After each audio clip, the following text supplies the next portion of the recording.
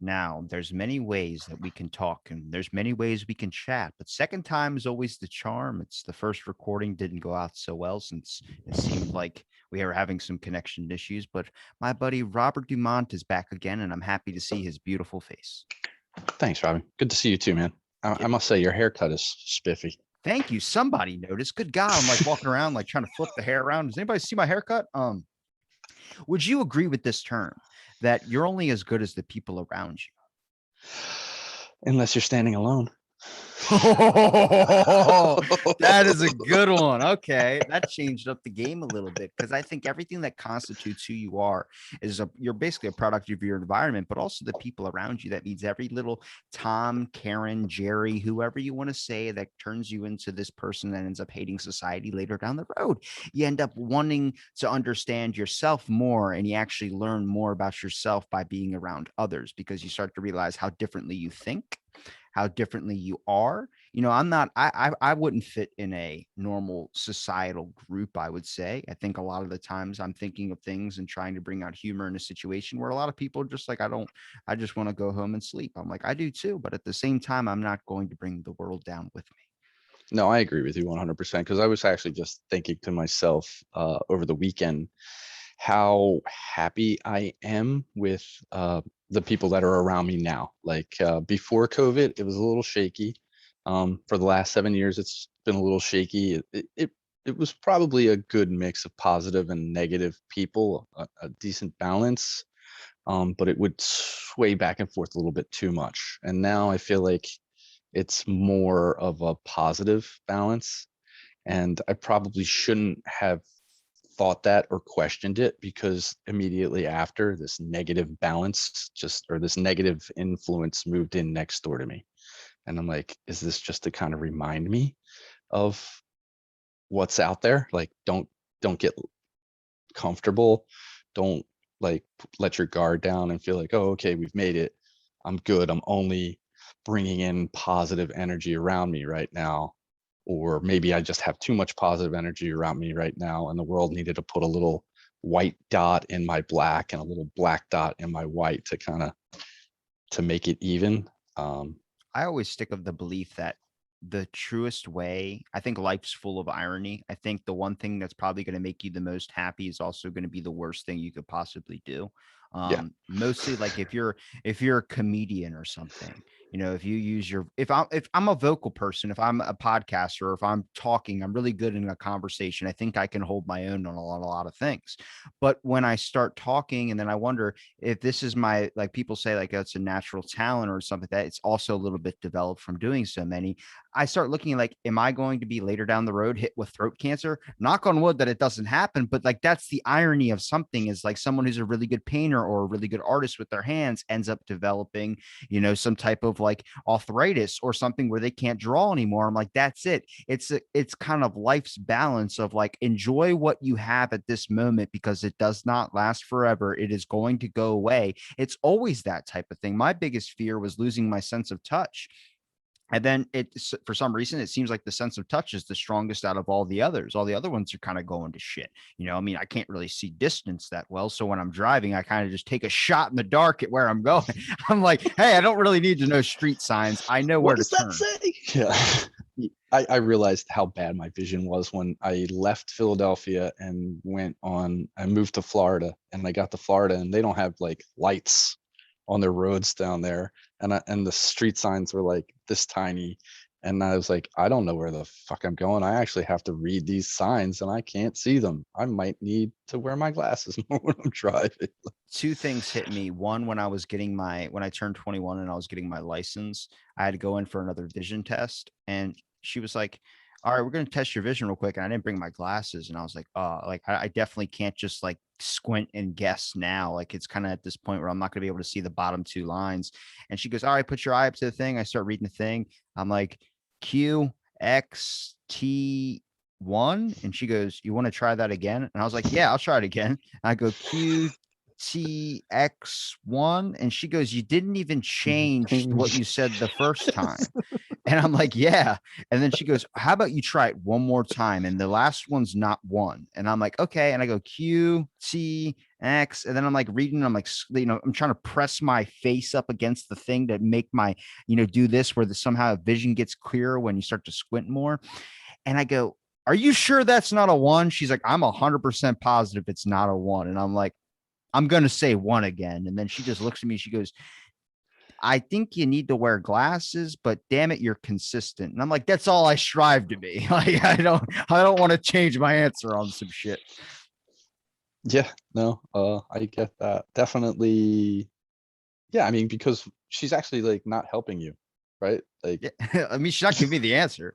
this is right.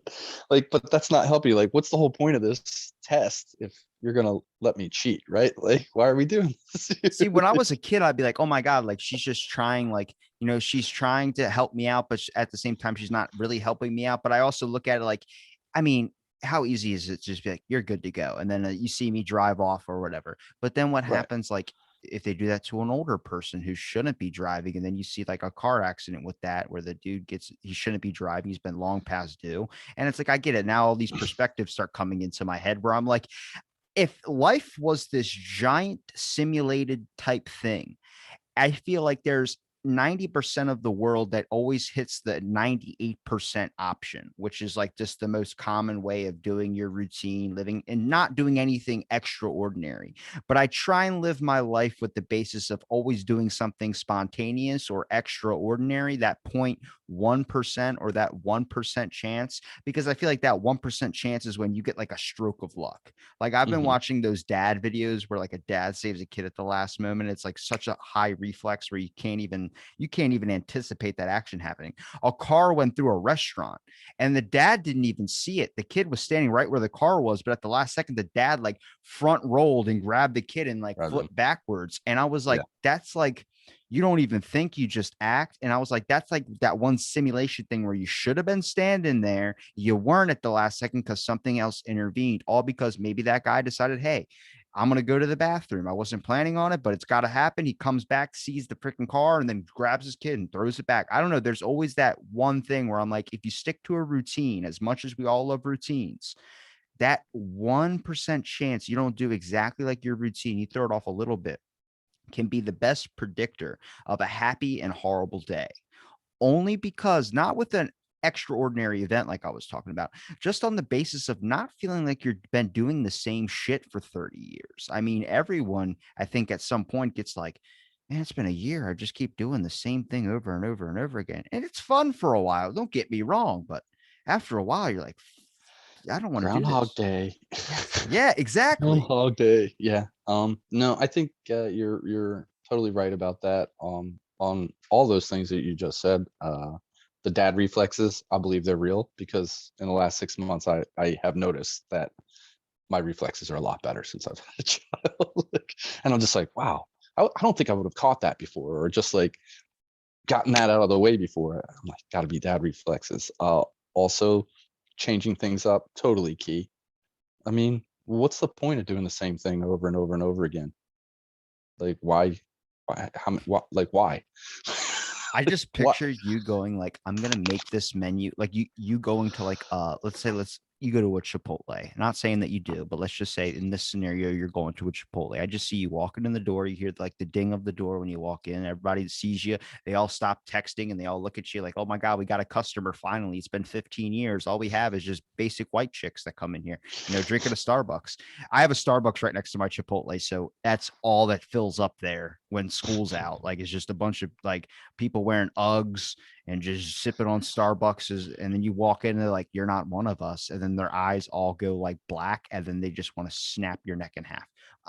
But so you walk into this Chipotle and then you go up and you go, you know what, today I'm feeling, throw some avocado on that burrito while you're at it. And the guy goes, excuse me?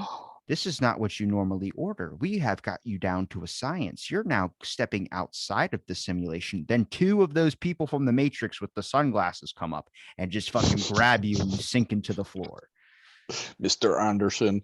Yeah, I always have this weird feeling too when people are trying to get me to do something. Like they're like, this is what you're supposed to do.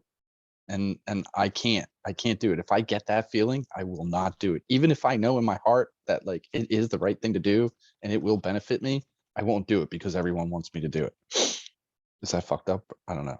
I think it's just going against the system. I have a problem with authority too, but I don't want this to be a PSA of someone being like, he says, don't do my normal routine. I'm going to smoke crack for the first time. It's like, no, I'm not saying do that. I mean, if it's if you got some like heavy lifting later in the day, all right. If it's going to be like a 16-hour shift, I don't know. I'm not going to stop you from smoking crack. It's like the Olympics. Everybody's upset about the girl that smoked weed and then it got tested in her system.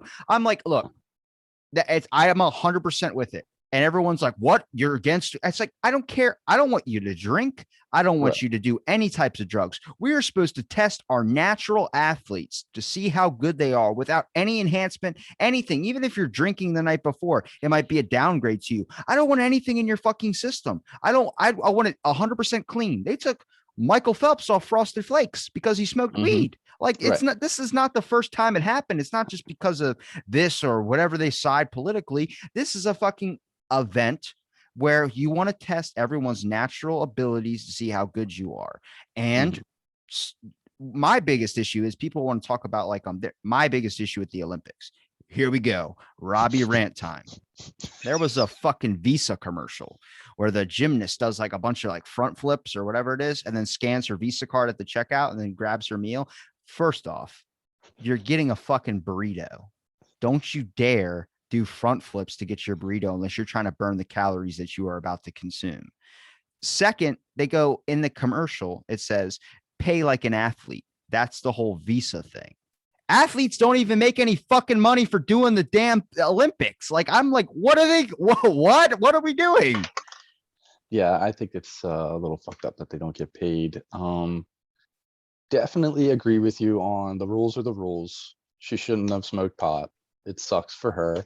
I think it's a little fucked up that that is getting so much like backlash, but the other chick that turned her head during the national anthem for the team that she's representing, saying that she doesn't like that country and all that it stands for, but yet you're out there running for them or whatever the hell her sport is that she did. Yeah, well, they pulled up her tweets. She's like been horrible with all of her tweets. Like they've all been racial jokes. They've all been like, why are white people even alive? And it's like, what? And then it's like Right. you N- start and looking and at it like, hang on a and no second. one is like they're like, oh yeah, she can do that, that's great. But this chick, she totally handled it like a professional. She's like, all right, yeah, smoke weed, my bad, I shouldn't have done it. She handled herself after the math like a professional. She's like, my bad, I fucked up. You know i'm, what I I'm was gonna lose my opportunity. I was trying to think, how long ago were they going to say they were going to add video games into the Olympics? It was going to be some type of like coordination or some type of gaming event or something that they were going to do to be able to test your reflexes. You know what they were talking about doing that? No, I didn't even know that. They were I'm talking. still shocked that skateboarding is in the Olympics. I had no idea. That's why the X Games are a thing. Um, but I don't need to see Tony Hawk win a gold medal. He can win plenty of trophies at the X Games. And actually they get paid to do that too. But Right. the crazy thing is like the Olympics. They were going to add video games into it. And I was trying to wonder why all these famous like YouTubers and Twitch streamers and video game players. I understand Twitch became super big because for it is pretty like entertaining watching somebody play or react to something. Like I like watching reaction videos, which I'm pretty sure I'm going to bring up later. Just remind me, I'm going to say the words middle ground to you. Just keep that soaking in you. Write it down if you got a pen and pencil. You're the professional person. Look at it. He's got that. Is that a clicky top? Is that a clicky Mm-hmm. top? Click it again. Mm-hmm. Click. I want to hear the click. I like it. Yeah, I always like the weight of like a nice heavy pen in my hand when I'm doing Middle something. ground. And then what am I supposed to say when you say middle ground? Just remind me that those words later. Middle ground. Okay. So I was trying to figure out why all these Twitch and like game streamers are becoming so big. And Red Bull gave a guy, you know, the guy Ninja, Yeah. he's Yeah. went Yeah. completely downhill from like, I guess he got banned from one of his top games that he was really, really good at.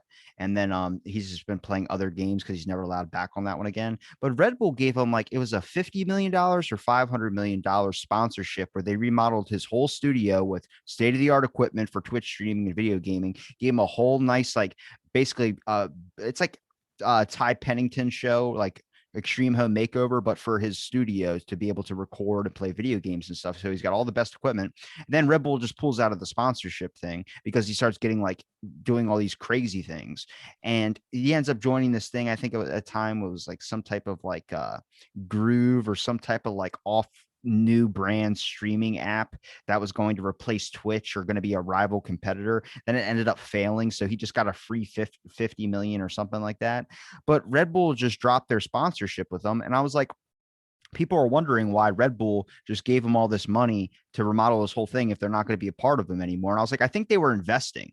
They were investing in a person that was possibly that event was going to get added to the Olympics, and he would be one of the competitors that they would have on their team to, get them. That's what people do. I mean, fitness trainers, they'll find someone that's out of shape. It's like dodgeball. They'll pep them up with confidence and they become hot later. And you're like, oh my God, I've invested into you, because they remember you gave them the time when they weren't at their peak. People want to see that. People seem to only care about you when you're in your peak, never when you're in your down moments, when you're in your fall moments. So that's very, very interesting to me, is that like the Olympics is just so fascinating, because I go, how do I get in? Mostly because I want to, the javelin throws, whatever it is. I don't know. I understand it's all difficult, but even if you get last place, if you just fucking show up, on your resume is you are an I'm an Olympic Olympian. What the? That's the biggest panty dropper I have ever heard in my entire life.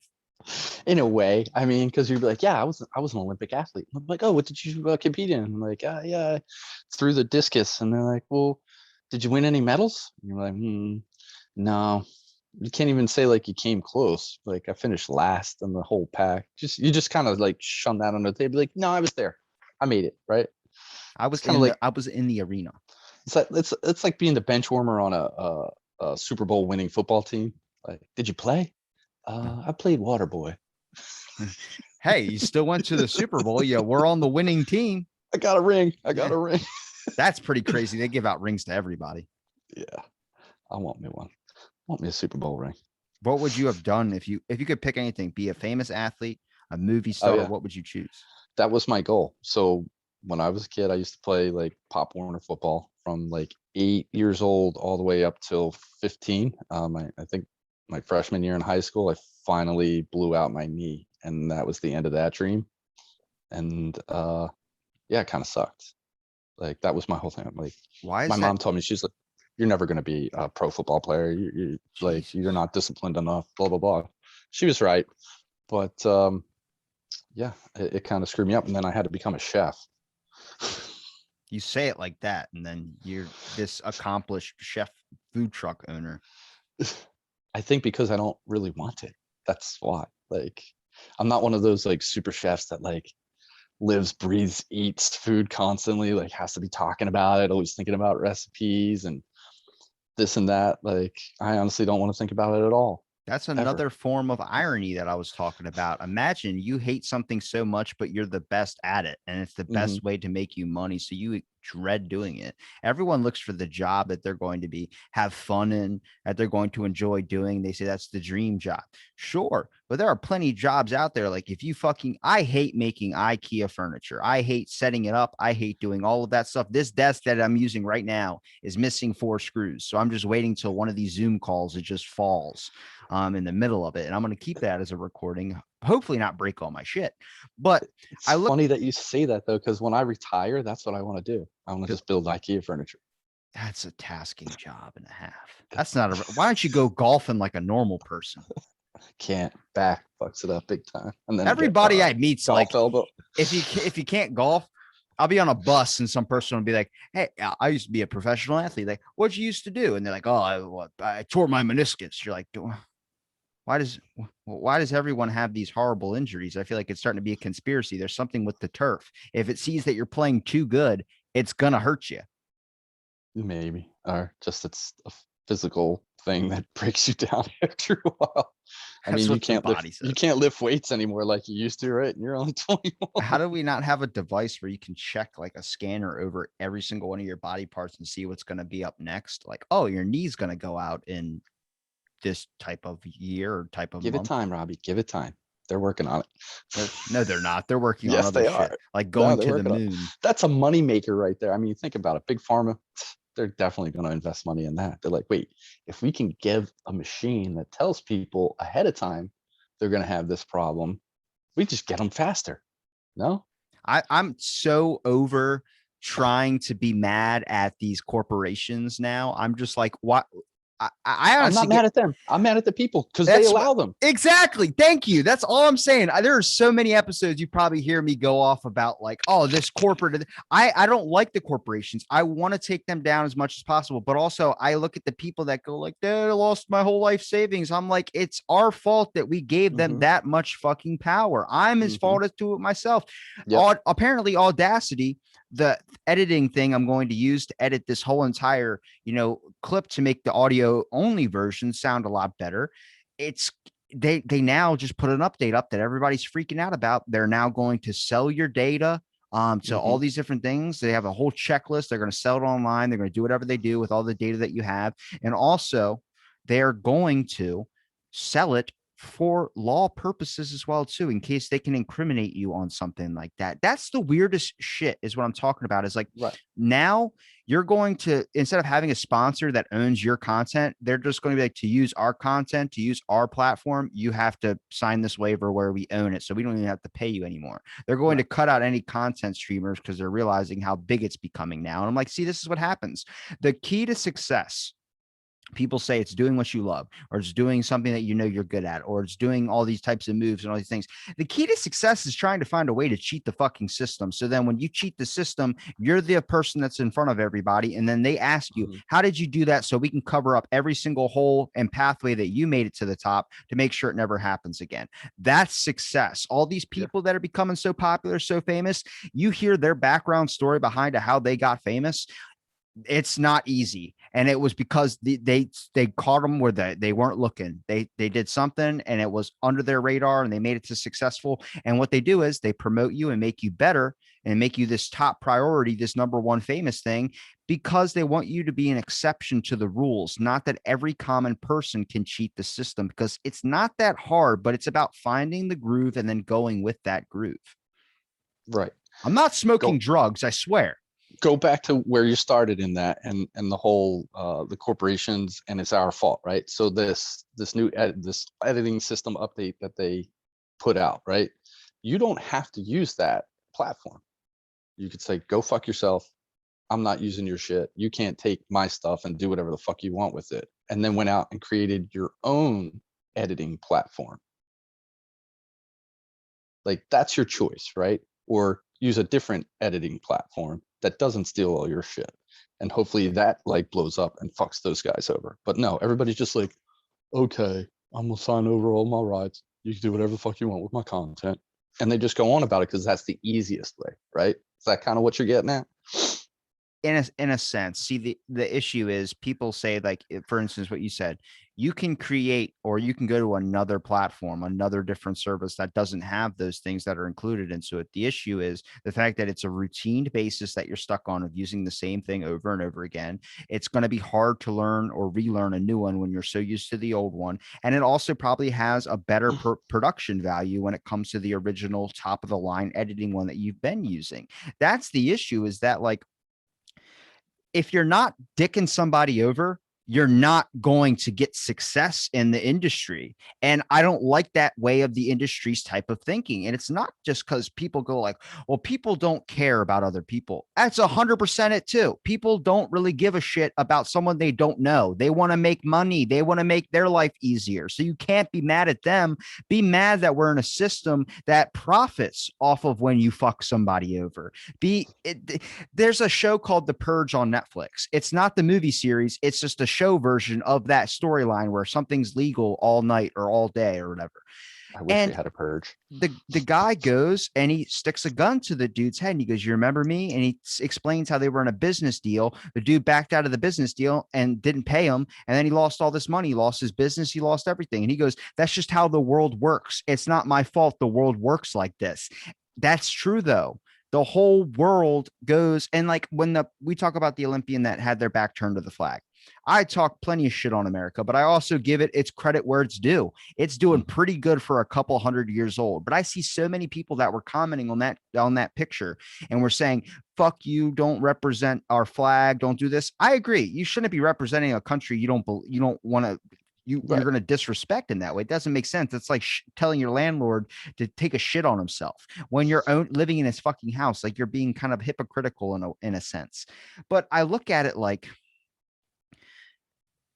we are a couple 100 years old and we've borrowed so much, but we're so advanced in so many ways. But when it comes to this, like the whole like going over the China stuff, for instance, I think we've known this has been happening for a very long time, but we haven't came across the answer to be able to fix it yet. We haven't been able to get out of the tentacles of business when it comes to that matter. And I'm like, I we're in a system that's really messed up because you can see sides on both things. From the people's perspective, like me and you, we look at it as a system that you're never going to succeed unless you have money, unless you are doing what they want you to do, bending over and taking the hard spoon up the ass. But I look at it from their perspective too, where it's like, we have to make you in this way because we need the money, we need the production to make sure we don't get in a deeper hole with these guys. And I look at it like there's no clear cut answer here. There's sides on both parts of it, whether you want to say conspiracy or not. And I just look at it like we need to redo the system. We need to find a way where your people should be happy that they live here, not miserable, but still being productive because you're not going to, what's the incentive? There's no incentive to be good and to make a lot of, the only incentive to make money is to not struggle. And the not struggle only becomes because the IRS is going to tax you more if you make lower income than you do if you make more, because it's harder for them to go after a Johnny Depp type for $1,000 than it is if you go after someone like me or you for $1,000, because we don't have the lawyers, we don't have the money to last out in court. They're going to end up winning by outlasting us. Yes. That was a lot to take in. I got a lot on my mind, damn it. I believe that this is probably, it's not a perfect system, but it is the best system that we have had yet. Agreed. In a way that, I mean, could you imagine if everyone was just rich?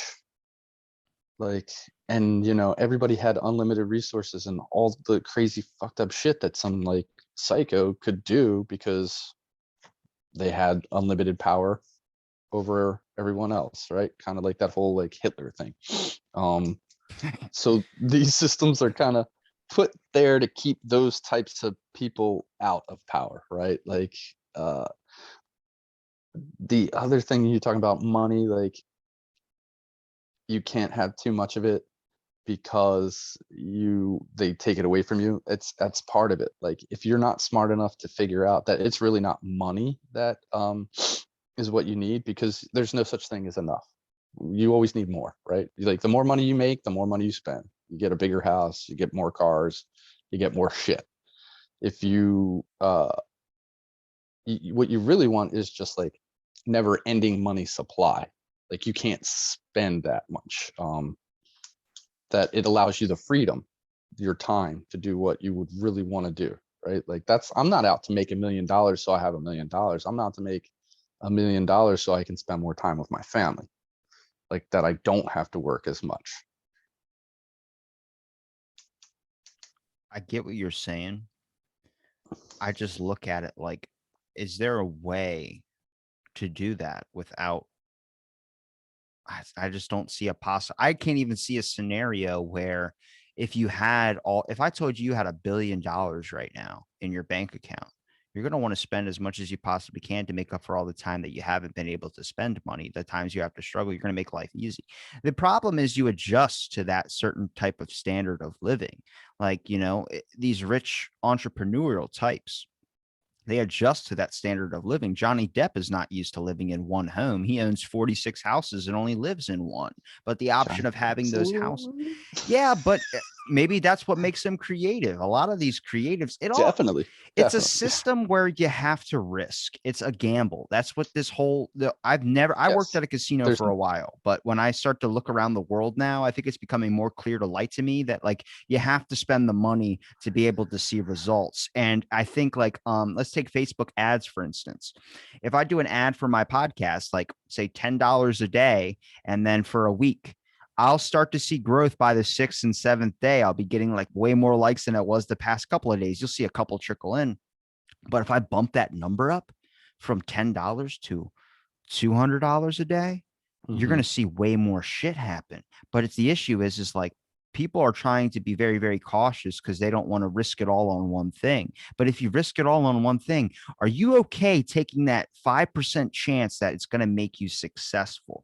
That's the scary thing is I want to try and expand that 5% out. I want to see how do we make that like a 50% chance? And then some person comes up and goes, well, Robbie, see if you do that, the simulation will mess up because then everybody will be successful. And I'm like, well, shouldn't we Mhm. want people not to want to blow their fucking brains out? You want people that are going to produce, right? Mhm. If you're the government, Bobby, if you're this giant corporation, I'm talking to you and I tell you, do you want people to hurt themselves on a fact of like you're going to lose production value from a business standpoint? You're going to say, oh, I don't want my production value to go down. So what's the fix? Make your people happy, make the people that live in this country want to do less tearing down and more building up. And then you're going to see a way better thing. But sadly, money is just a powerful tool in the aspect of the world.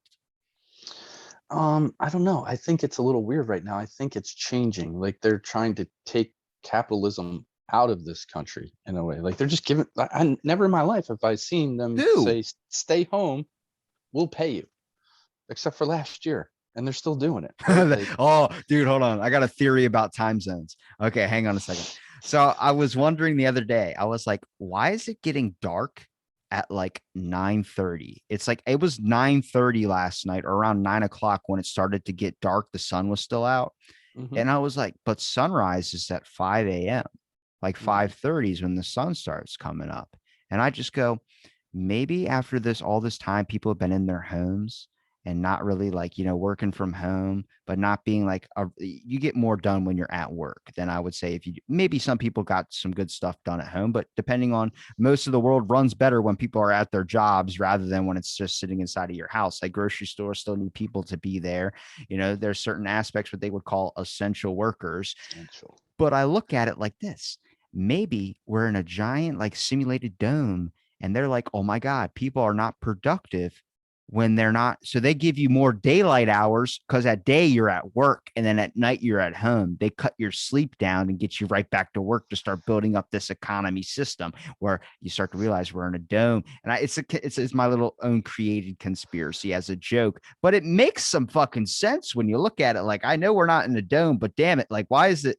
It used to get dark at 6 or 7, and then you had is 5:30 or 6, the sun would come up. Now it's 9 o'clock. What? I think what you're explaining is what they call daylight savings time. We haven't gone back though. Where's it? It's not coming up until another couple months. So why did the sun do that then? Well, I mean, that's just the rotation of the Earth in conjunction with the sun, and you know how that works, right? I do, but I'm just saying, why is it? Why did it out of this one year after this pandemic did it all start doing this? It didn't do this last year. It didn't do this the year before that. It didn't do this Yeah, it in did. all. It went till Absolutely. 9 o'clock when it started to get dark. Oh, so you think it's staying lighter an extra half an hour? I think it's staying lighter a little bit longer than a half hour. I don't know. I always remember it being light past 9 o'clock. I feel like a flat earther where I'm just going to drive my You car and then sound hit a like one right fucking now. dome wall. Okay, what was it? What was that movie with Simpsons? no, uh the Truman Show? That's what's going to happen. A bird, I'm going to see a bird fly right into like an invisible barrier. Fall in front of you. I feel like I have seen that. We were talking before in the first episode, or not the first episode, the when we messed up the recording, and we were kind of talking about like memory altercations and Yeah. drugs and stuff like that. And it was making me think of the Mandela effect, which has been hitting me very hard this last week in two very distinct instances. So I watched Million Dollar Baby for the first time the other night, and I could have swore it Rosario Dawson was the lead character in that movie, the boxer girl, but it wasn't. It was Hilary Swank. Like the whole time I'm watching the movie and I'm seeing Hilary Swank there, and I'm like, this is supposed to be Rosario Dawson. What the fuck is going on? And I'm like IMDb searching, yep, like Hilary Swank, and I'm like, well, maybe Rosario Dawson was in like another boxing movie. And I'm just getting the two confused. Nope, can't find any boxing movies with Rosario Dawson in it. I'm just like, what is going on here? Then we go to my friend's house for a party on Saturday, and when we get there, this house is nothing like I remember it being last year. The only like the front part of it, like last year, I remember like we had to walk up a driveway and into the backyard, and then when we got there, it was just like open level, two driveways straight to the back, and it didn't like resemble what I remembered until I got into the backyard. It was like a mix of two totally different realities for me, and it was freaking me out. It's still freaking me out right now. Do you think you're Not just sure. blending memories? Possible, possible. Yeah, either way, it's scary, Robbie. Like either there is a Mandela effect I'm or I'm saying just it's going not. fucking nuts, dude. Like, There's am I losing my mind at 45? What the fuck, maybe dude? they're slowly drugging you. Back to our first recording, people listening, we had one before this that ended up getting a little bit messed up. So then we started recording again on a different one. But we're talking about Operation Midnight Climax, which a lot of people don't know. And this people are, what? Oh, that sounds like a conspiracy. The government's doing this. I'm like, you wonder why people create these shit about microchips and stuff is because the government Operation Midnight Climax came out. Freaking, they're drugging people and then people are killing other people. It was all a factor of the governments. Charles Manson, a dude spent 10 years writing a book about the murders of Manson and finding out that the government, when he would get arrested for a killing, he would end up, technically, he didn't kill anybody, but in the grand scheme of it, you could say he manipulated them in a way, but he Mhm. would get sentenced to jail and then they would release him like for not even like a couple hours later. He kept getting released after every time he was arrested. So then they started realizing a dude wrote a book on it and found out that the government was actually drugging him. Now these stories are horrible. I read a story about like an older guy in like a diner in like the 70s or whatever the Manson shit was happening, and he was just sipping a coffee, looked down at his coffee, and it seemed like he it was getting tunnel vision, like everything was closing in to like a small circle. Then he'd wake up and he's getting in a cab, and then next thing you know, he woke up again, he was at somebody's apartment. The next thing you know, he woke up again, he was in jail. The next thing you know, he woke up and he was out of jail sitting on a curb, and he's like, what the fuck just happened? He realized somebody had drugged his drink. And the reason he found out, which is interesting, is later someone tried to actually drug his drink at a bar, and he went to sip it and it tasted just like he remembered of blacking out, and then he went right to the hospital and they found that he was drugged with some type of like pill or something like that. And I'm like, that's what I'm saying is when you start realizing like how much of this shit is true, and then you find out 15 years later that it is. I'm not saying the microchip shit's real. I'm just saying this is why people are very kind of crazy and sporadic when it comes to creating these government conspiracy things, is because you put too much faith in something where it's just about trying to kind of get you to abide in a way. It's really not in a way of like, we care about you. No, you fucking don't. You care about the money that I put into your wallet, because to them, you're just a one and a zero.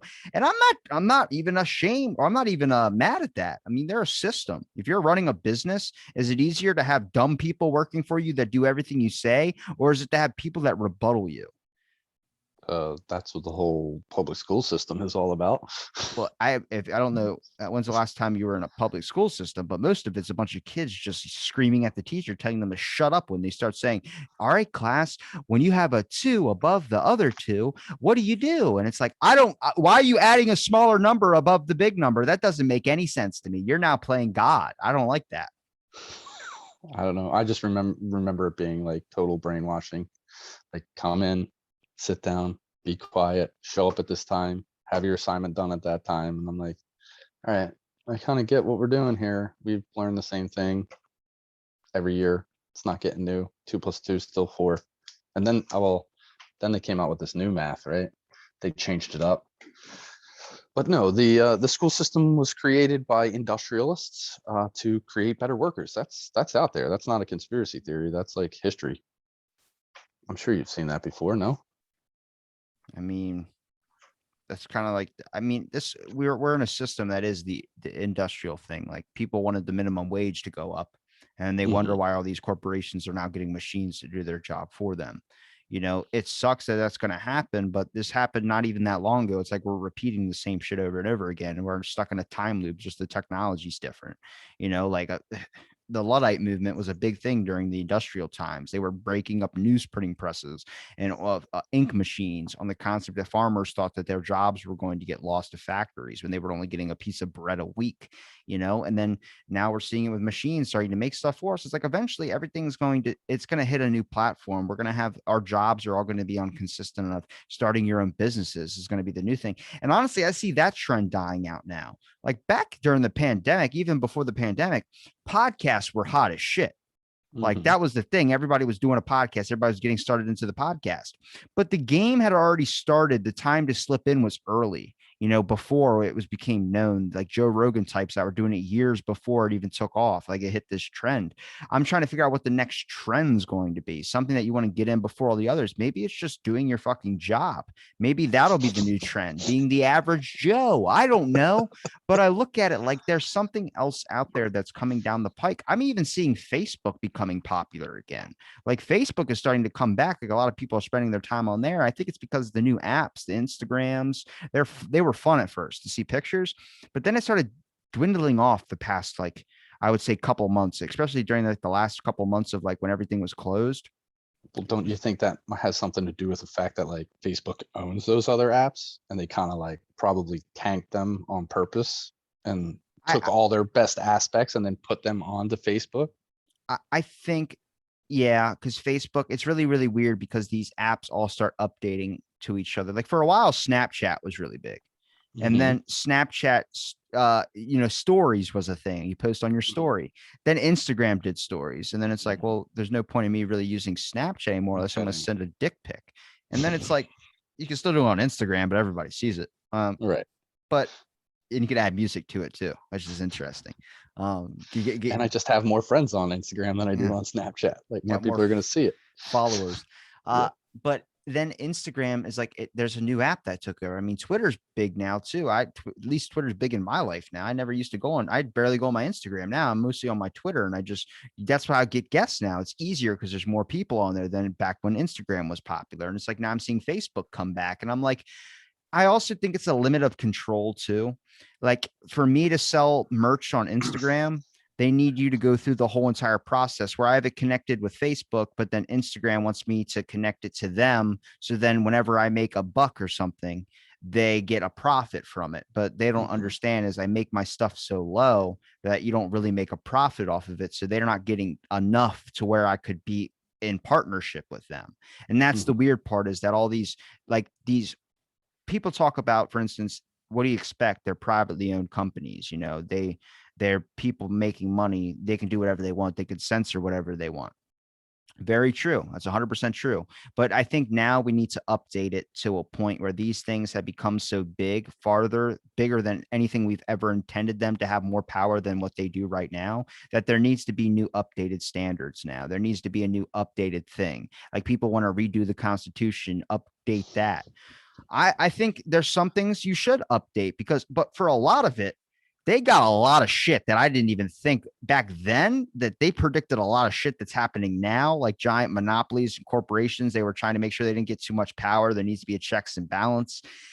I think we do need to update it, but add a couple more to it where it's like, hey, there can't be this censorship, for instance.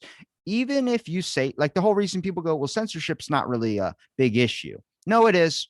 A podcast will get pulled if back when you could, the lab thing, for instance, when that Hmm. was all a big, at the height of its controversy, you could never mention that without your video getting pulled. Hmm. They banned certain words. I couldn't even send you links. Remember, I was trying to send you links through Messenger and it wasn't going through. I was like, what the hell is this shit? It's because they could censor certain videos, sentence search or things. Now they're letting all that stuff through, and people are like, well, wait a fucking minute. Like, why is this on? Because now it's okay. What changed? What changed? And they just realized it could be a possibility or it's completely bullshit. Either way, we're going to let it out there. But it shows you the flow of control. It's like one person that owns all the water in the world, and then everyone has to go to them and ask for a cup of water. if you piss that dude off somewhere in the world and you come to ask for water, you think he's going to let you do that? You think he's going to let you have a cup of water, of his fucking water, that you're gracious enough to even ask for a cup for? And that's kind of the issue with the world right now, is there's a lot of people that have that caught on, which I'm not mad at, that caught up on this situation, or they got their roots grounded in, and now their roots have taken control over multiple things, to where now it's like they're the toll booth people. You, to even be successful, you have to pay the toll. And sadly, the toll is really, really expensive, or you get up to the thing and you're like, but all I have is $1.25. You're telling me it's $1.50? All right, well, I'm going to turn around and go home and get some more change. And then you do a fucking Yui in the toll thing. And then everyone's like, what the fuck, man? Like, what are you doing? I'm trying to get the Poconos. What are you Or doing? or you could be like me and you'd be like, oh, I don't have $1.50. I'm gonna sit here until somebody from behind me gives me another quarter. You can ask for favors too, which people Yeah, do. yeah. Ask for You a have to handout. understand your position. You got to know where you are. I like the You got way to you think, understand. because you're not thinking how I'm thinking of it. I think of it like, well, I guess I gotta go. Maybe I'm a sheep. You're just young, Robert. You need a little more life experience. That's all. I think I got some of it figured out, but then there's other shit I don't know about where I'm like, damn it, I didn't even think of that option. Yeah, I've been here 45 years. 20 years ago, I probably would have said the same thing. Like, oh fuck, I guess I can't get in here. No, now I understand. I'm here in the middle and no one else is going until I get through. Somebody give me a quarter. Somebody give me a damn cord. It's called leverage. And that's really what it's all about. I mean, that is what the system is totally based upon, is how can you leverage your position to the next level. You may not have a whole lot to offer, but you got to have something. Like, what is your skill? If you don't have a skill or something to contribute into the system, why do you deserve to continue on in the system? But What's your purpose? my issue is, or the way I think of it is, why is it when someone does find a way to be successful without the whole world knowing that they're becoming this next thing, and they're finding out what their trick is to beat the system, you can't upload it to the internet, because then they'll scrub it real fast and they'll be able to hide it from you. But when you start wanting to offer it to people, everyone around you in your community, to help them get successful too, you start getting kind of like, but I want to make money if I'm going to give them the tools to be successful. And I But think, not everybody wants to be successful, like truly successful, like successful to the point of like, I'm independent.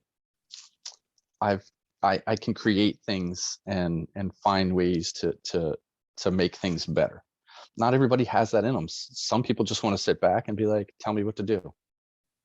I don't want to be better. I just want to survive. I just want to do the bare minimum. I just want to well, get maybe through. that's what being successful is. In my eyes, successful is just waking up, and that's the main success. And that's great. That then that's all you have to do. But you have to be happy with that, right? Like, don't look at someone else that has a little bit more of you than you do, or has done something different than you do, and then envy them or hate on them, or try and tear them down because of what they've done. You could do it too if you really wanted to. Do you really want to? No, you just want to wake up and get through your day and see tomorrow, right? Which is Well, absolutely totally fine. We need plenty of that in this world, because if everyone was successful, then what's success? You're just average then, right? yeah, but I think a lot of the issues why people get mad at people that are successful is because they somehow beat the system and they could never do that. That's the main point of why people get upset, is because someone else is succeeding in something that they weren't able to do. You know, a lot of the time, people that don't really care about success, they're not really attacking anybody bigger than them. They're not really caring. It's when someone sees has wanted power for so long. It's like a Karen. Someone that yells at you about putting your fucking mask on is because they've never had any power in their own life. And now they have the ability to have a little bit of power by trying to tell you what to do, where you end up just sticking your middle finger in their face and telling them to get bent or get fucked. You know, that's the whole thing. It's like, there's people that want and crave power and never get it. And I think that is also bred from, you have something that you're just.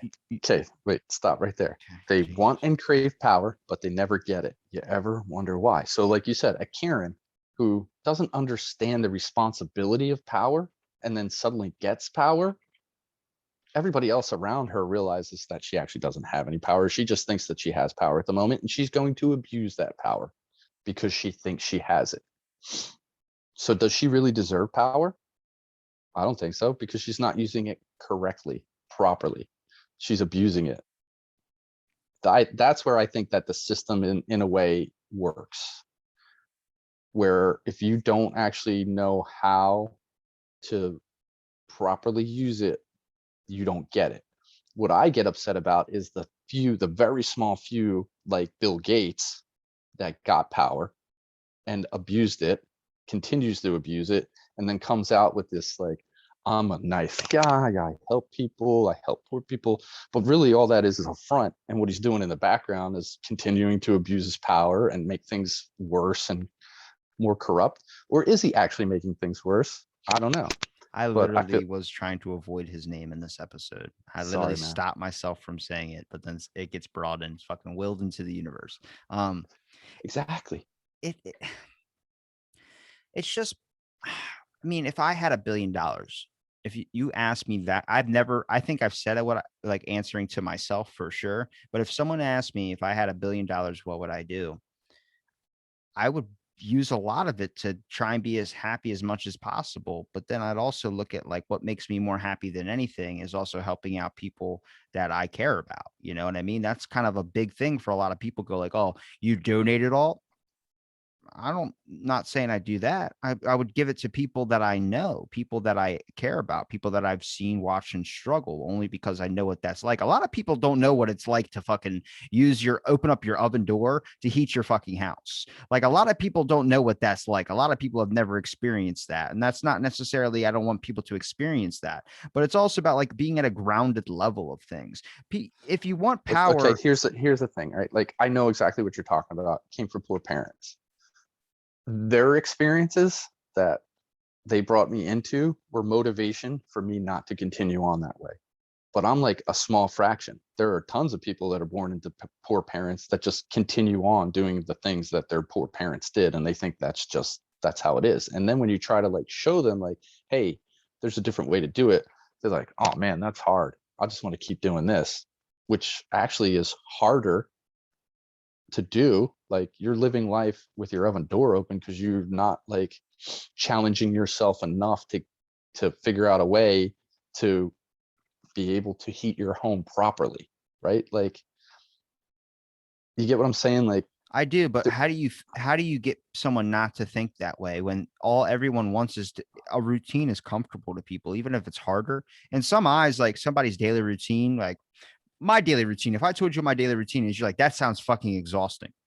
mhm, So I do wake up at 1 a.m., you know, record a podcast episode, then go to the gym, work out for 2 hours, then go home and record 10, 15 podcasts throughout the day. And then fucking that's just on a recording day. And then go to bed around like 10 or 10:30 or something like that. Then wake up at 1 again, do the same thing. Mark Wahlberg's workout routine is nothing compared to what I was doing when my gym was 24 hours. I was doing 1 a.m. workouts. Then I was going to work, working all the way till like 5 p.m., eating dinner, going back to the gym for a second workout, coming back, sleeping 2 hours, waking up, going to the gym again, then getting ready for work, and then going into work and doing that over and over and over and over and over again before I even had the podcast. And then that seems like that was easy as shit for me. But for a lot of people, that's the most exhausting thing in the world, where people are like, how the fuck do you do it?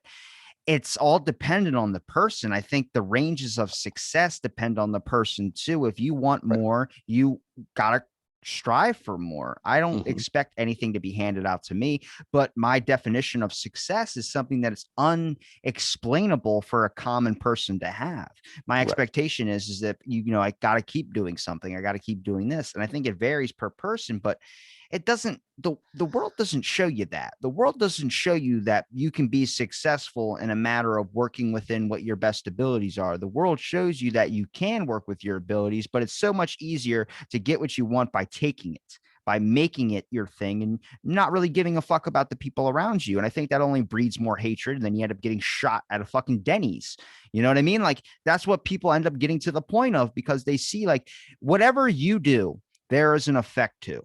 And whatever that effect is could be negative for someone and positive for someone. I've probably said a bunch of things to this podcast before where people that negatively impacted them. I don't mean to do so, but it But can happen. that's their thing though. Like that's their reality. That's their That's their perception. reality until they shoot me in a goddamn Denny's. Yeah, I get, but that's life, man. And maybe that, Dying at a Denny's is life. Fuck me, well, man. no. I mean, The Bible never told me that shit. I mean, so what if that was the whole point of your life? To die at a fucking Denny's? That was it. I But hope like, not. but not to die at Denny's, but all the things that A Bob Evans. led up to you getting shot in a Denny's, right? Like, it's really not about you. It's about what you do that affects everyone else in the world, right? Like that's what you're trying to get at. Yeah, but at the same time as well, too, another thought just came into my head. I think my idea, people say, would you rather be famous now or be famous when you're long and gone? Like when you're done, these Mhm, famous people that get famous after they die. I want to be mhm. famous now because I want to be able to enjoy it. But if someone put in the That's a perspective, selfish perspective. I guess That's I never said I was right. above being So you, selfish. but no, it's totally fine. I'm just saying that like you're not really seeking fame to help others. You're just seeking fame to stroke your own ego. Like I've said multiple times, I have a huge ego issue. It takes a lot to keep me grounded. I reject compliments for a reason because I Hmm. know that devil inside of me, but I'm able to rationalize what that devil is. I understand the thoughts that go into my head that people are not able to see. The things that go into my head, twisted, whatever, as far as they go, there's a core principle to it, which is the idea of being cared for, the idea of wanting someone to give a shit where throughout life you have not experienced any type of giving or caring to. That's most with a lot of people's core problems come to a level of when they have a problem with authority. Someone never gave them the time of fucking day and completely fucked them over to a point where they got that way. You know what I mean? That's the whole idea of fame. Fame, for instance, for me, is trying to be successful so people actually understand and care about who you are or care about what your image is. But at the same time, to get my idea of why I want fame so much is when I do get to be famous, how much help I could actually do, because then you are now given a platform and a voice. That's the biggest thing is you can be the kindest person, which will never get their ideas out there if you never have a platform or something that they recognize as being prosperous. If somebody told us right now that the earth was going to explode and they're going to send 10,000 people up into space to go repopulate and do all this type of stuff on another planet and continue on the human race, good people that don't have fame are not getting a ticket. People that have fame, people that have money are getting a ticket onto that ship. People that have good ideas of trying to change the world and really give a shit about people need a platform to be able to do so. But a lot of people don't see that as a type of thing that they want to watch reaction videos. They don't want I to can't watch some dude talk about fixing the economy. I can't agree with you on that one though, because there are a lot of famous people out there right now that have platforms that are getting canceled, shut down Who? because they're not Who? going with the narrative. They're not speaking in with what the Who? planned narrative is. What the hell's his name? All right, we could go all the way back to the Dixie Chicks. They had a platform. That's not fame, and that's not the fame I'm talking about. The fame I'm talking about is the type like the money fame, the ones that are in our eyes right now. The Elon Musk's, and Elon Musk is not a bad guy. I just look at him like he's trying to help people. He doesn't really care about getting rich, but he also like he doesn't like the way that people react to him in a lot of ways. I just think he's very, very awkward in a lot of his stuff. But like the people like Bill Gates, I look at Bill Gates and I think that guy's not caring about people. And people go, well, all the charities he started. The man's been trying to win a Nobel Peace Prize for like the past 10 years. And what he did was he took all the scientists, all the people, and he worked with Epstein to be able to get in with all these scientists and these people that appoint for the Nobel Prize. He was trying to win it that way. He's not donating to charity out of the kindness of his heart. He's donating to charity and starting organizations because now there's a charity in his name. There's something in his name. If you have Robert Dumont's Cancer Society that heals people's cancer, people even hear the name and they go, that Robert Dumont's a great guy. That's bad fame. That's the people that get a ticket on the ship. Those aren't good people. Those aren't podcasters or people that are trying to get a message out there. They aren't common individuals that are working 23 hours in a day running a food truck or something to be able to give food to people that need it out of their own wallet. They're not getting money to be able to do those things. It's all coming out of their own pocket. Those people don't get a ticket on the ship. So you really don't want fame. You just want the power to be able to control things in your way. I want the power to be able to make a difference. Okay, so you don't need to be famous. You could be totally behind the scenes. The I think people you that need fame to control do the that. world you don't know who the fuck they are. You have no idea who they Yeah, are. that's true. Anonymous. I You mean, don't know who any of those people are. none of them. Like the politicians and everything out there, they're just puppets. Because what happened when all the monarchies finally got taken over, they didn't go away. They're still here. They just realized that like they can't be the figureheads, because if they're the figureheads, then they're going to get attacked. They're going to get their heads chopped off. They're going to get overthrown. So what they did was they kind of backed out of the picture, and they took their power and their influence and their money, and they started putting people in place to be their figurehead. So then when shit went wrong, and we've had this discussion before, you'd be like, oh, that guy fucked it up. Let's get rid of him. And then they just put another one in. They're still moving forward with their master plan. You just don't know who they are anymore. I mean, they're the Soroses of the world. He's an egomaniac too. That's the only reason why you know his name. But you don't hear much about the Rockefellers. You don't know the name of the family that put out this opium pandemic right now. The name of the family that owns the drug company that put out Percocets. Do you know who they are? Nope. Yeah, exactly. That's what you want. You want that kind of power. You don't want fame. You don't want people to know your name. I don't want people to die. No, I'm not saying that, but like that kind of power, that anonymous power, that's real power. I want someone to give me one fucking day in the office or 1 week to prove myself. I even talked to my mayor of my town. I was like, hey man, like I was trying to get a statue built. I was messaging him and I was like, man, let me just run your shit for a week. Let me see all the I want it all. And people go like, what do you mean? I'm like, I want to know all the bad shit. I want to know all the stuff I'm going to have to do. I don't give a fuck if people hate me in the beginning. I want to make sure I can do the things that should be getting done because I've been at ground level and I know what it's all supposed to be. And sadly, when you get into office, people that are on the ground level, they end up not remembering what it was like to be at the ground level. They get so used to things, but also it's a system that's in place. Sadly, if you want change, you have to accept there's going to be some really shit times coming up. And what that means is eventually it's going to make change. My whole thing is I want, like PETA, for instance, I would help them out so much if they just let me be their main person. Instead of banning animal slurs, I would actually go to industrial factories where all this horrible shit is happening and try and find a way to reduce all this type of nasty shit that goes on.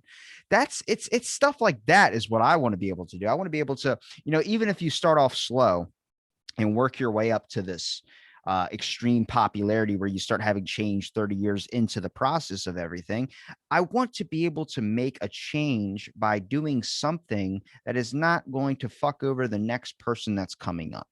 And that's like my that's thing. impossible. It just seems like it's impossible. It seems like everyone that has tried that. And if a statue gets built of me across the way, that's cool too. No, I'm just saying, I want to be able to understand that there's a way if you think critically about a lot of things. I'm not saying I'm not even the right person to be able to do so. There's billions of other people. I've talked about a dream I had where I was in heaven and a voice came up to me and they were like, I was like, is this heaven? It goes, it is whatever you want it to be. And I'm like, well, am I allowed to be in here? And then a voice just goes, do you think you should be in here? And I just go, there's probably a billion people out there that are more deserving of this opportunity than I am. And then the doors opened up. That was the correct answer. Because there are plenty of other people that could do a way better job than me that have a better platform too. I want to be able to discover those people and make them the people that have the ability to be able to make the change they want to do. The issue is trying to sort out through all the bullshit.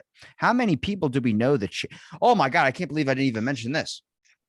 The fucking lawsuit that just happened with the Boy Scouts where they won $650 million or something like that. Did you hear about this? The whole sexual Yes. assault Okay. things. I Yes. need Yeah. to hold on. I gotta look this one up and read it on here because I don't want to get this wrong. This is fucking horrible. If I even Yeah, it's like a whole class action suit. They've been trying to get people to come out of the woodworks for the last 2 years now, right? Like if you were a Boy Scout and somebody touched you in your no-no place, the now's your time to craziest get part is cash in. this was the stereotypical thing for like a lot of times people had jokes on this shit and then now it's all like fucking coming true or now it's all like coming out. So it's Boy Scouts of America reaches historic settlement with sexual abuse survivors. And it says the Boy Scout of America has reached in 850 million. Sorry, everybody. I said 650. My bad. I don't want to forget the You're off 200. 200 mil, bro. Come on. That is a lot, though. Holy shit. Settlement. It's an $850 million settlement with more than 60,000 men who sued the iconic institution over alleged sexual abuse by adults in scouting over several decades. Several decades. You think after the first year it'd be done with, but decades. Damn. The agreement announced on Thursday is the first legal settlement in a long list of lawsuits against the Boy Scouts, which filed for Chapter 11 bankruptcy in February 2020. Ken Rothweiler, one of the three lead negotiators on behalf of the men who say that they were, oh my God, raped, molested, or sexually harassed as children, called it historic. In an emailed statement, he called the deal the largest settlement of sexual abuse claims in the United States. I would like to see that list. I want to see that list of claims and just be like, okay, Bill Cosby's number 2, apparently, not number 1. Um, in the I email, mean, okay, but what did any of that do? Like the Boy Scouts are still around, right? yeah, so it says under the terms of the agreement, local councils are expected to contribute to the settlement fund. Court documents state they are required to pay at least $300 million. I don't know if that's enough. I think per person, sure, but not for the whole fucking group of 60,000 people. That's what this article is saying. Another aspect of the deal requires non-monetary commitments to abuse victims, including youth protection measures, a reporting system, formation of a child protection committee, and information sharing related to abuse of these claims. Rothweiler and his law firm represent more than 16,000 alleged victims of the abuse. Much was chronicled and recorded in an internal list of preying on boys called the perversion files. Why do they got to do that? Why do they got to make a fucking funny name for it's Perversion files. But okay, again, but Operation Midnight what Climax, positive? drugging people and making them like do all these heinous acts. That's a crazy name. But this one, you have a bunch of 16,000 people that are alleged sexual abuse and you call it the perversion files. Call it Alleged fucking sexual abuse. You hear that? You hear the tying little play on knots. Call it words? tying knots. I don't care. But okay, so all right, these dudes, they got touched, raped, whatever back in the day. They're now grown men, and some may be functional, some may not, whatever. They're getting paid, maybe. But did it stop the sexual abuse from happening now? Does it stop? They're only getting payouts Right. of They're not really. So $3,500. what real good has actually been accomplished in any of that? Yeah, one of the lawyers said that this is a failure. And then the other lawyer, there are 2 representing the case. He said Kosnoff told NPR, I don't know how you can characterize this anything but a failure. He said, I would say it's a non-starter. And if my clients asked me if I thought it was a good deal for them, I would say no, he said. You're talking about clients in some cases were anally raped for years that are now supposed to get payouts of $3,500, maybe $5,000, Kosnoff said. That is an insult to all the men who found the courage to file claims and participated in this process.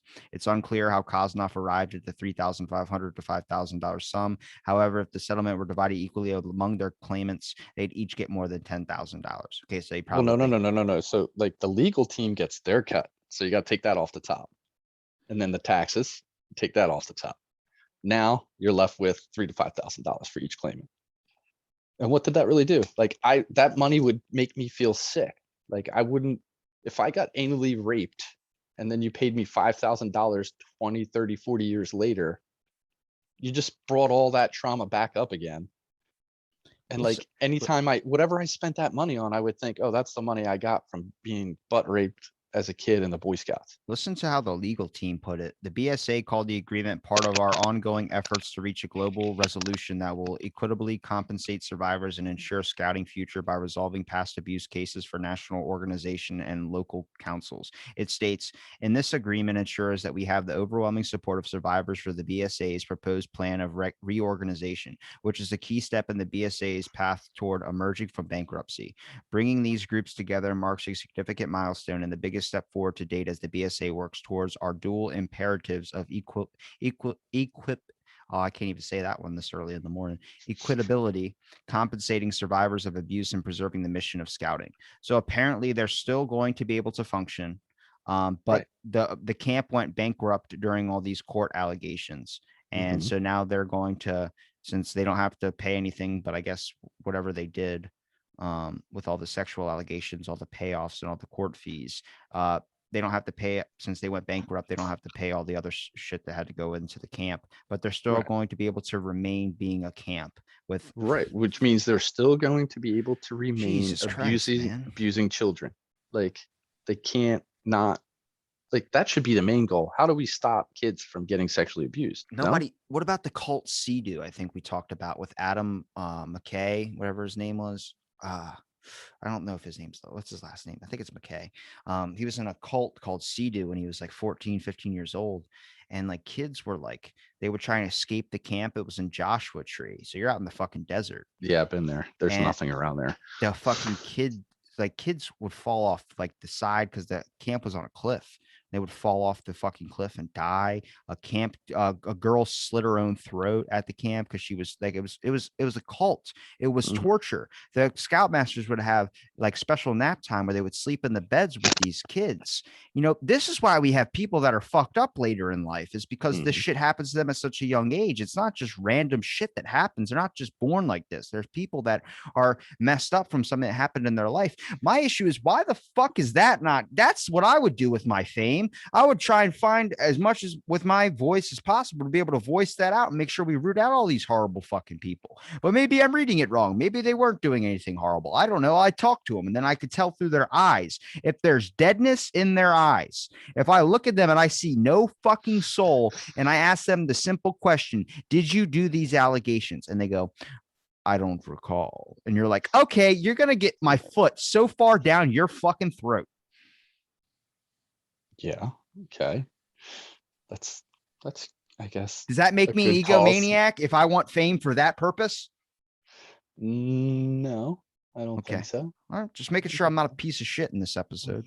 You're not a piece of shit, Robbie. I'm not trying to make I portray you feel as a like piece of one. shit.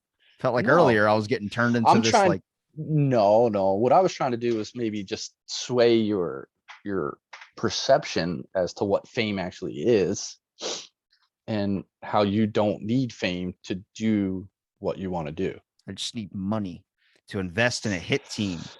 It's not even money, it's wealth. Do you understand the difference between money and wealth? Yeah, the looks of wealth compared to actually having money. Like the That's a queen, good.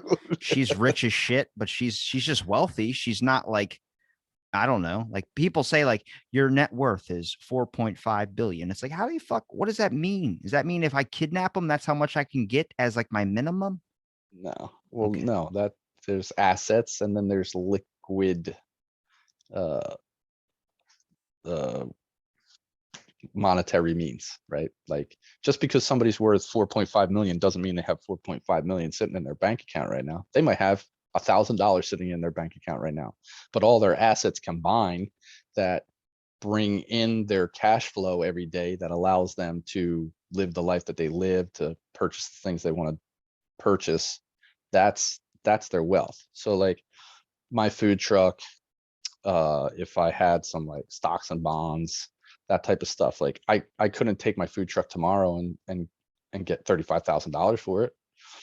I'd have to like put it up on the market and hope I get $35,000 for it. I might get 20. You know who restores my faith in humanity? Who? Dana White. Dana White. Hmm. He has billions of that man's worth $1 billion, and he fucking just wears t-shirts and fucking jeans. He doesn't give a fuck. He doesn't drive anything nice. He doesn't, I mean, he has a nice house, but it's not like he's running around in Bugattis and shit. No, No. if you walk next to him in the side of the street, he looks like an average dude. And that's like most wealthy people are like that. Like true wealthy people. You don't know they're wealthy. You like if you didn't know who Dana White was and you just bumped into him at a bar and you're like, "Hey, what's up, dude?" And he's like, "Yeah, whatever." Like you wouldn't know, right? But then these other guys that like you see all this bling and everything like that, and you're like, "Oh, they must have a lot of money." No, they're probably broke as shit, but because they spend it on all that bling, like I think that's another part of the system that weeds out people that belong at the top tier versus the ones that don't. Like if you got $1 million and then just spend it on cars and jewels and houses, what happens if you stop producing? And how do you keep like those things still need money to keep up with, right? Like you have to keep paying to insure that vehicle, and the insurance on that vehicle is probably really high. Like what happened to MC Hammer in a way, right? Like he tried to help all his friends and went broke doing it, right? Like all those Someone people shot down his didn't parachute pants idea. like he had all the best intentions to try and help all the people around him, right? Like that the crack epidemic was big and he was like trying to get people out of that lifestyle. So he brought them in, tried to help them, went broke doing it, and then they all just went back to doing dumb shit. Okay, maybe I shouldn't invest my money in people then. Seems like the norm. I'd be doing a bunch of dumb shit if I lost all my money. So it goes back to what we originally started with about the people around you, right? What? You think that you're the sum of the people around you. So if you have a bunch of like poor people, uneducated people, people that don't really have a lot of drive, and they just want to ride your coattails to success, what they think is success, are are you really helping them? Those people? Wouldn't it be better like to have people around you that are like, I don't want anything from you other than the ability to make myself better, like in a positive way. Like I want to know what you know to get, like I want to do what you did. I want to put the work in like you put the work in to make myself successful. Not just, hey man, we're friends. Why don't you buy me a Lamborghini? And Yeah, then you I go don't and like that fucking though. drunk drive and kill like 10 people in that Lamborghini. I look at it like this. How many people like Tom Holland, let's say, is 25 years old. Mm-hmm. He has a lot of money, but Mm-hmm. doesn't really do a whole lot with his money that I know of. That he doesn't donate to like charities. He doesn't do any of this stuff. He kind of just lives within his means and doesn't really worry about trying to raise up everybody. And I look at it like, because how many people are you going to keep being able to help until you're out of money? I can't invest. I can't ask someone, hey, how many people ask somebody, can you just give me an opportunity? Can you give me a shot? I mean, after a while, it's like if I ask my mayor, hey, can you just let me run it once? Let me give me one opportunity to run it. I don't expect him to say yes. That's just a ridiculous thing to ask. But it's a concept of like how many people reach out to famous people just wanting one shot, wanting one opportunity, wanting one thing from them. You can't give everybody that because once you give one person that, you give everyone that. Everyone starts asking for it. So I look at it like I'm not mad at these famous people that don't give anything back to their community. I don't. You got to work things on your own. You got to do some own shit too. Leveling up the people around you, the people that you care about. I'd invest in your business if I had money. I would invest in farmstead foods. I would be able to make that food truck or catering. Is it food truck or catering now? It's both. Okay. Well, I didn't know It's what the everything. official title was in the name on the shirt I have. It says Farmstead Foods. Yeah, Farmstead Foods. That's the all-encompassing mother brand. Okay. You And thought of then there's everything. like I got small it. brands underneath that. There's the but catering company, the food truck company, the hospitality services part of but it. But yeah, I'd invest in that. I'd give you a couple fleets of trucks, and then I didn't get you a little small little warehouse where you can be able to work business operations out of there, but still be on the street and not have to be confined. Because I know you as a person. I know that you don't want to be in the fucking office. You want to be out on the street doing the things. You might want to have your relaxation days, but you still want to be out and not confined to a space all fucking day, unless it's like 90,000 degrees out and you want to sit with the AC. so do you know what I do to keep myself driven? Probably fucking heroin in the back alleys or something. I No, don't know. I keep myself broke That's because when I have too much money, I get lazy. I'm yeah, I like, do too. fuck it. I don't need to do that. But I got enough money in the bank. We don't need to go out and work today. Fuck these people. But I know so many people where I'm like, the way I would want to help if I was rich is I would obviously get myself and make sure I never have to worry or struggle, but I would never live outside of the things that I do now. I would never, my standard of wealth might go up. I mean, I went from a couple of years ago where I was working out twice a day. I mean, you saw my old Instagram pictures. I was like that was before the podcast. That was before all I had no job. I was just playing video games. I was literally eating, sleeping, or no, I was working out, eating, sleeping, working out, eating, sleeping, working out. I would work out twice a day, those fucking crazy hours. And I was literally running around the house trying to find change in every corner of every couch just to save up for $1 to go buy a $1 drink. That was it. And that was just because now my standards of living is I'll toss out $5 like it's nothing. I'll toss out, but anything above 10, I start to question a little bit, like where the hell is my money going? But it's a standard of living. I would still get a reasonable 1-bedroom place, something, a Mhm. small little house or something like that, a small little studio where I could still do this, not have to worry about going into work. And I would use the rest of the money to help out people when it comes to people that I care about. Like I said, I'll be more than happy to help out the community. I think that benefits me in a way as well, too.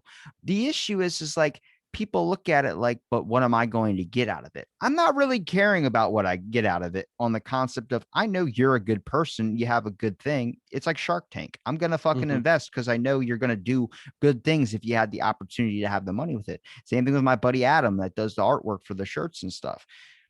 Great skill, just might have missed the opportunity at a point to become this amazing comic book person. He decided, I'm going to do electricity. I'm going to play the safe bet on things.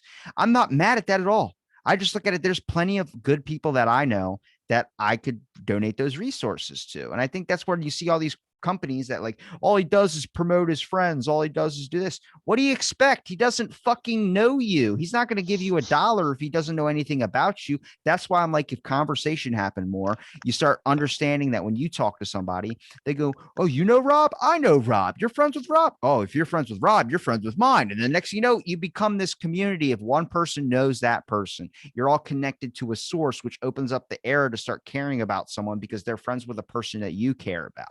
And then it's this giant trickle down effect of fucking nobody's going to be stabbing each other at a Denny's or shooting somebody at a Bob Evans or something. It's going to be a good world. Um, that's a very idealistic way of thinking. It's an impossible goal is why I have it set. You expect everyone to fucking function together? Hell no. Hell no. I know, as you were saying that, I'm like, yeah, I got a lot of friends, and I don't know. They might be like, oh, you're cool because you know that guy, but then they might just like totally hate each other. Like, because I have a lot of diverse friends. Like, I don't judge people on what they. Then you live in your own schizophrenic world where you think your friends are friends, but really they're like, when you turn around, they're like, go fuck yourself, bro. And they're like, what? Well, it happened to me earlier on where I used to like try and get all of my friends together, and then I realized that like I know a lot of conflicting personalities, and like they'd be like, yo, why the fuck is that dude here? And then like You got a I'm like, flat earther next to a goddamn world earther or round earther. I'm like, you're friends with that guy? What the fuck's wrong with you? Oh my God, middle ground. I forgot. Middle ground. Middle ground. Middle ground. Middle ground. I've been waiting. It's a really good YouTube series about like they get people that are like opposing views in one room and then they ask them questions and they have them stand on separate sides and explain their theories. They start to realize they're more in common than they kind of, as much as they have their differences. And they had vaxxers and anti-vaxxers. And then they had flat earthers and scientists on. And it was just interesting to see how like you could tell there are some people like, I want that bitch on my side. Like, not like, I'm not saying like when I say bitch, I mean like that person looks like they're going to be a pain in your ass. There was a dude that had the sternest looking face where I was like, he's every single issue that I've ever had with someone. He's that type of person that's not going to let you finish talking. He's going to cut you off right as soon as you start and say, this is why you're wrong. And you're like, hang on, can I let you talk for 45 minutes? Can I get my opinion in? They're like, no. And I'm like, that's the type I'm talking about. Those people, I'm like, you want them on your side when you're going into an argument. Okay. I've seen that. I think it's a great show. I think that if more of that was happening, we might have a lot less conflict right now, but doesn't make for good news, doesn't really help people be distracted, and I think that's why it's not happening. We need to have a base of similarities before you Like, can start conflicting with the I hate differences. that. Well, I dislike that you can't be middle ground anymore. You either have to be on this side or that side. Like, Gotta I'm be in a I, peg, bro. I'm not an anti-vaxxer. I just don't trust this new vaccine that came out this year. Like, people are like, "What's wrong with you? Why don't you trust it?" And I'm like, it's just a little new. We don't know enough about it. Uh, just seems all a little I'm washy not. to I'm me. not. I'm not getting into that one. It's too fucking early. Mm. But that's what I mean. Like, you can't. You have to pick a side now. You can't be like, well, I see that point, and I see that point, and I think that there's some middle ground in there that we need to like kind of come together on, right? Well, the Like, one news guy that said, "Why are you worried about other people getting the vaccine? Do you have it?" And the guy's like, the reporter was like, "Yeah," and he goes, "Okay, then. What are you mhm, worried about? You got it. You're mhm. doing your part. Play your part. Right, That's all you can do. Control what you right, can control, and what you can control is of your own life. Don't try and control somebody else's." And it was like a big news thing. right. Everyone's like, "Did he just say that?" And the guy's been known to be like a political, like an like a Tucker Carlson type, the one that Mhm, calls mm, people out on their shit. But he said something that was actually really rational. Everyone was looking at it like, I mean, you're not wrong. People should just start controlling their own things. But the issue is people want to control other people because it's seen as a threat to their life. And that's when it gets weird. And it's like, all right, like there's people that are now like, this is the Delta variant. Yeah, variant. yeah, Yeah, yeah. people are like, you're gonna have to get another shot. And now they're saying Johnson and Johnson said, no, you don't have to get another shot. Our shot's still gonna work for that one. And it's like, are you saying that, or does it actually work? Like, I start to play like hopscotch here, where I'm like, Mhm. what the fuck? Like, if I take the wrong step, am I dying? Yeah. I mean, maybe that's their opportunity to bounce back because they had that whole like problem with blood clots and stuff.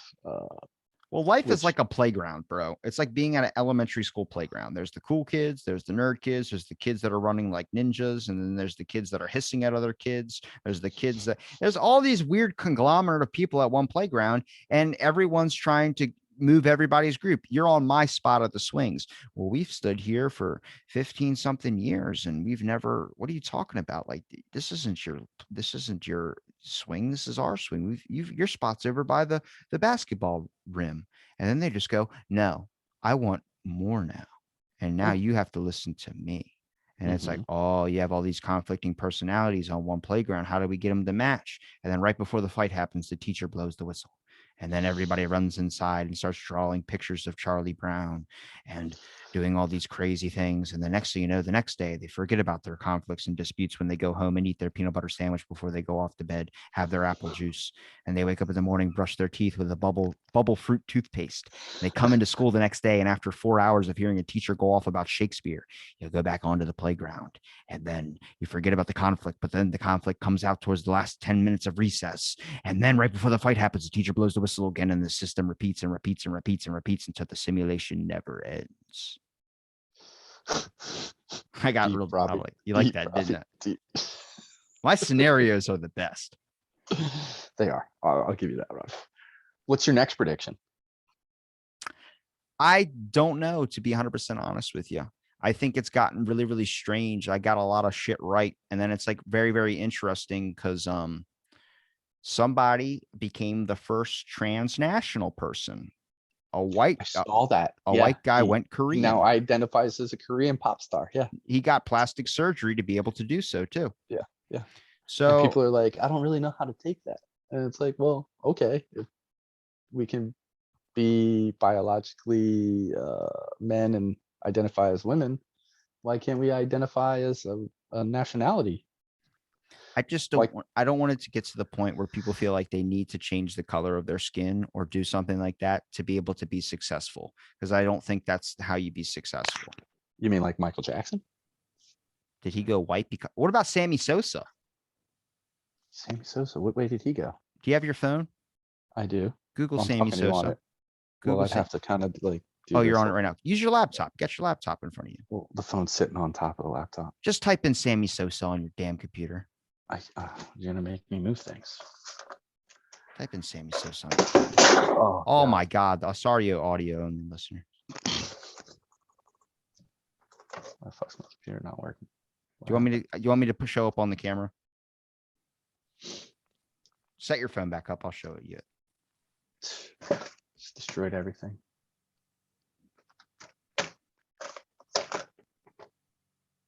Whoa. Yeah. Okay. So he completely went from like a professional baseball, ex-Chicago baseball. Was he ex-Chicago Cubs? Yeah, Chicago Cubs. He was a baseball player and then got the whole skin thing, everything like that. And it's just like, why did he do that? Did he feel that? Did he feel like if you feel personally inside of yourself that you feel like you identify as that, 100% do that. I'm not against that. But imagine someone that sees that like the only way to be successful is if you change your skin color. But he was already successful. Like the only way he was able to change his skin color was because he was successful. Fucking fame, man. People don't see it when they have it, and then when they have it, they think that they need more to be better than what they are. And it's like, that's the craziest thing. I don't want people hurting themselves or doing something that they emotionally end up killing themselves later. You know, there's a big thing with that, and I think that's the weirdest thing with all this type of stuff. I don't care what you want to do with your life. If you want to be a fucking dude, if you want to be a girl, you want to be whatever, I don't give a shit. But I also don't want people to see that's the only way that they can be successful. Or there are people out there that see that if they go and be gay, if they go and do this. I actually heard a stand-up comedian talk about there is no being gay or lesbian anymore because there's like cisgender and all this type of stuff out there now. And I don't know the full complexity of it, but apparently there was like a lesbian or some type of event where it's lesbians only. And a guy comes in identifying as like bisexual or something like that, or identifies as trans. And they're like, no, you're not allowed in here because you have a dick still. Right. And they're like, this is a lesbian only event because I don't identify as that though. And then the lesbians ended up like the whole event got like shut down and everything. And it ruined that whole thing for them. And I'm like, this is the issue now, is like, now we're just going to have even more fighting and not more talking about things like that. Like there's a thing like when I don't even know if I want to go into that, but young kids talking about they feel like I some days, sure, I do. I feel feminine sometimes. Sometimes I go and I'm like, I want to sit, I want to talk, I want to have an emotional day. Sometimes you need a good cry, sure. Right, but does that make you a woman? No. Exactly. But the thing is now it seemed like you get an army of people supporting you if you do these things, which is good. But then now it's causing people to want to do that just because they feel so lonely. Have you ever met a lonely kid where all they want is someone to give a shit about them? And then next thing you know, they're doing something to get people to care about them. Right. It's all about attention. That's the crazy shit that I'm like, I don't want to create mental health issues and make them even worse by fucking saying like, I don't even know. Just, I don't want people to regret anything. I don't want people to be miserable. I want people to be happy. I don't give a shit what you want to do. I think much like yourself, I don't give a shit about what anybody wants to do. They want to fucking suck just go do it, but don't make it a thing where you need to get attention out of it. Like, you want me to accept you. Okay, I accept you. You could fuck ducks in the park. I don't give a shit. But I also should be able to crack a joke if you fuck a duck in a park. Right. Like, it's not my sexuality is not something that I broadcast. Like, I don't wear straight on my shirt, but I feel like people that are homosexual have to like go above and beyond to let you know that they're homosexual. I'm like, you're homosexual, great. You wearing a rainbow on your shirt, good plenty of good friends that are gay. I have family members that are gay. Me too. They don't fucking talk about it. Right. Like, what you do behind closed doors with another person sexually is none of my business. I don't really want to. It's not going to get you. I don't know why when it got to the point it gets you a job. You don't want someone hiring to you just because you're like the CIA. Remember we talked about that. The CIA commercial. The guy was was like everything. He was like, I'm gay, I'm this, I'm that. And I just looked at it like, do you actually want to work for the CIA? Like what the fuck? What are we talking about? It looks like they just like, oh, you're gay. Let me hire you for the CIA. Like that's, especially in a job like that. Like, I don't give a fuck whatever sexual ethnicity you are. Be gay and be in the CIA. I don't care. But don't be gay and then the CIA hires you just to be in the CIA. It doesn't make sense. What are we talking about? Why do I seem crazy saying that? I'm not. It's not crazy. Nah. Yeah, I feel like people are trying to take advantage of this system of, you know, diversity being the thing where people are like, oh, we need It more. goes to the success thing. Why does it have to be successful? People feel the need to be able to do that. That's my whole point here is you shouldn't feel the need unless you really feel inside of yourself to do so. But now you're being brainwashed and manipulated thinking that's the only way you're going to be successful because it's too fucking hard to try and even make a scratch for yourself. That's my whole problem here. My whole problem is not whatever you want to feel like you want to be, whatever you want to do. I don't give a shit. Be gay. I don't care. My issue is I don't want you to feel the need and I don't want the world to feel so hard where you have to do something as to whatever go out that far to be successful. How many people just want to be successful and feel that's the only route they have to take? It shouldn't be that way. The world should be 1,000 times easier. That's my whole point here. Let's make the world easier for people to be able to be successful. I used to think that way. Jesus And Christ. after trying to take the easy way and failing every single time, I realized that it's not worth it unless it's hard. Like you don't really appreciate it. You don't continue the success on. Like you may gain success for a moment, but then what happens tomorrow? Like now you have success, but you got it real easy. What's to make you want to keep being successful? Like think about how many childhood movie stars made it and then turn out to be total fuck ups later on in their adult life because they weren't ready for that success. They didn't go through enough to give them enough experience on how to maintain that success, right? Like think of the movie star that like had to work his ass off and like, take shit roles and didn't become successful until like middle of life. And I think we've had this conversation before. And then like they have this really long run of success because it took so much to get there that they're like, I am not going to waste this opportunity. But don't you want to make it so you don't have to worry about medical bills when something happens?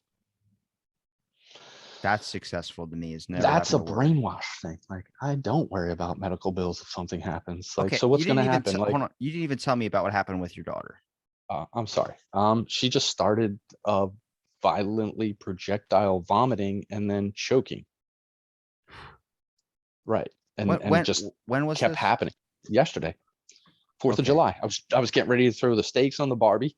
And all of a sudden, my wife starts screaming, "Babe, I don't know what to do." And I come out, and the kid's just like exorcist, like vomiting, and I had to like flip her that's over, and I'm horrible. like, I'm sorry to "Yeah, laugh, but the way you no, said it's exorcist. yeah, it's and it was totally freaky." And I'm like, "Okay, get her over, get the vomit out." Clear the mouth, make sure there's nothing there. And she starts crying. I'm like, okay, good. Crying means breathing.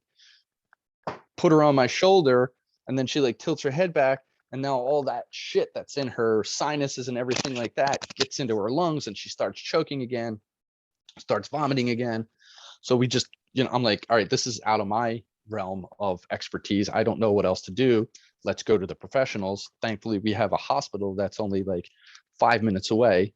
It's not the best hospital, but it's the closest hospital. Get there, get to the emergency room. And the last time I was in an emergency room, you just kind of ran in and was like, I'm dying, I need help. No, now you have to go through a metal detector. You have to get a mask on. My kid's choking in my arms. And I'm like, seriously, right now?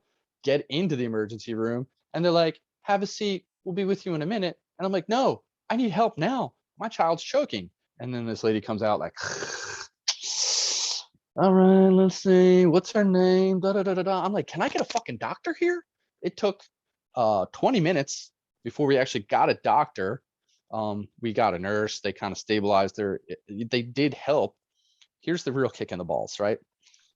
Got insurance. We have insurance now. We were paying almost $1,000 a month to insure my wife and my child, not even me. Got that all worked out, got the bill down, got me on the insurance. You know what our copay is to go to the ER right now? Hmm. $400. What the fuck is the point of having the insurance if the copay is $400? The last time I went to the emergency room, didn't have insurance, had to get kidney stones out. It only cost me $600 for the whole experience. Got x-rays, got IV, all kinds of shit done. I'm like, what? Why do we have insurance? I could have just probably got it in and out of here for cheaper if we didn't have insurance. But what I was getting back to is like, I don't worry about what happens if something happens, because at the end of the day, the only thing that's guaranteed for any of us is death.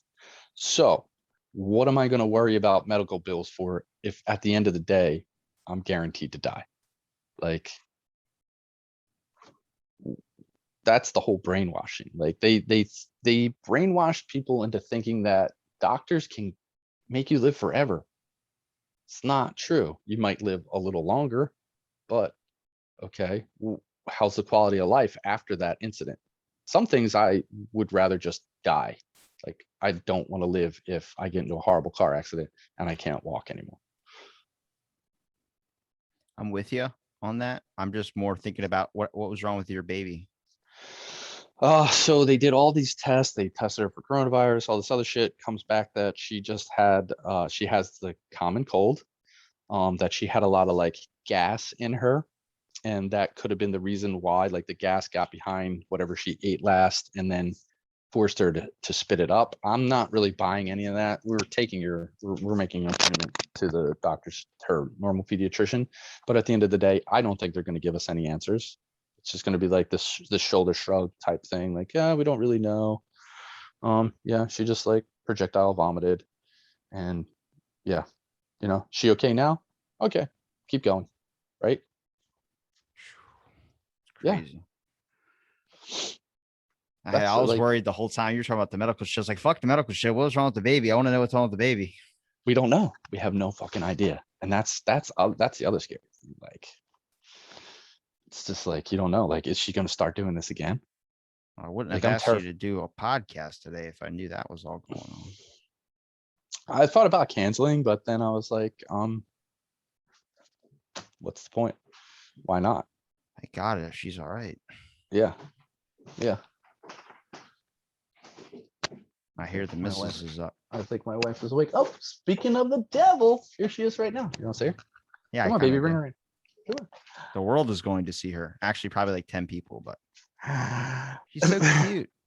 Say hi, Michelle. Hi. Who's that? Say hi, Robbie. She's got as much hair as you do. I know, right? I'm trying to mimic her hairstyle. I started wearing the mohawk for her.